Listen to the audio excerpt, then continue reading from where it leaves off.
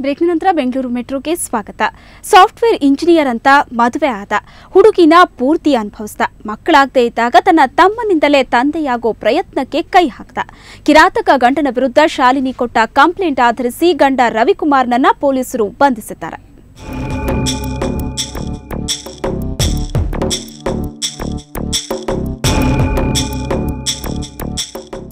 ಆತ cab driver. ತಾನೊಬ್ಬ software engineer ಅಂತ ಸುಳ್ಳು ಹೇಳಿದ ರವಿಕುಮಾರ್ ಶಾಲಿನಿಯನ್ನ ವಿವಾಹವಾದ. ಮದುವೆ ಆದ್ಮೇಲೆ ಗೊತ್ತಾಗಿದ್ದು ಭೂಪ ರವಿಕುಮಾರ್ ಕ್ಯಾಬ್ ಡ್ರೈವರ್ ಅಷ್ಟೇ ಅಲ್ಲ, ಪುರುಷತ್ವ ಇಲ್ಲದ ಗಂಡ ಅಂತ.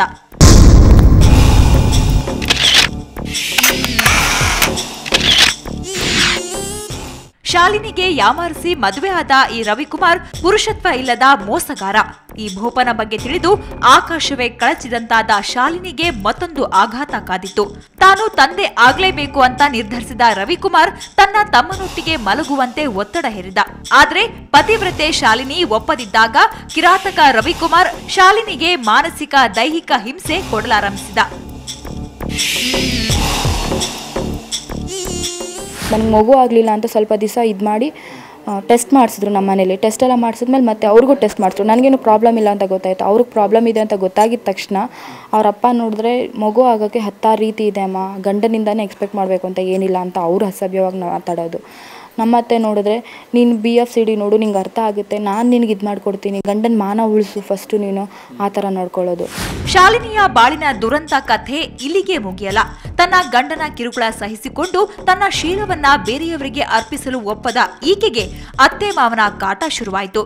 ಶಾಲಿನಿಗೆ ಅಶ್ಲೀಲ ಚಿತ್ರಗಳನ್ನ ತೋರಿಸಿ ತನ್ನ 2ನೆಯ ಮಗನ ಜೊತೆ ಮಲಗು ಅಂತ ರವಿಕುಮಾರ್ನ ತಂದೆ ತಾಯಿ ಹಿಂಸೆ ಮಾಡಿದ್ರಂತೆ.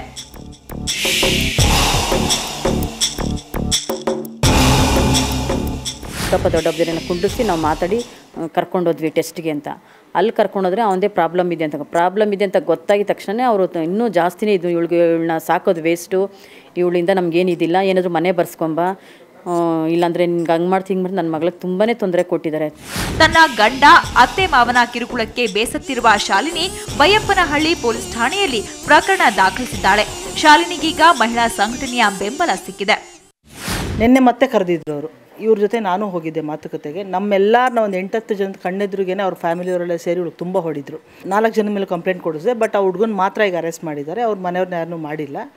ಸೊ ಅವ್ರ ಮನೆಯವ್ರು ಮಾಡೋವರೆಗೂ ನಾವು ಮಹಿಳಾ ಸಂಘದಿಂದ ಹೋರಾಟ ಸುಮ್ಮನೆ ಮಾಡೋದೇ ಇಡೋದೇ ಇಲ್ಲ. ಅವ್ರ ಮನೆ ಮುಂದೆನೇ ಸ್ಟ್ರೈಕ್ ಮಾಡೋಕ್ಕೂ ರೆಡಿ ಇದ್ದೀವಿ. ಶಾಲಿನಿ ಕೊಟ್ಟ ಕಂಪ್ಲೇಂಟ್ ದಾಖಲಿಸಿಕೊಂಡಿರುವ ಪೊಲೀಸರು ರವಿಕುಮಾರ್ನನ್ನ ವರದಕ್ಷಿಣೆ ಕಿರುಕುಳ ಆರೋಪದ ಮೇಲೆ ಬಂಧಿಸಿದ್ದಾರೆ.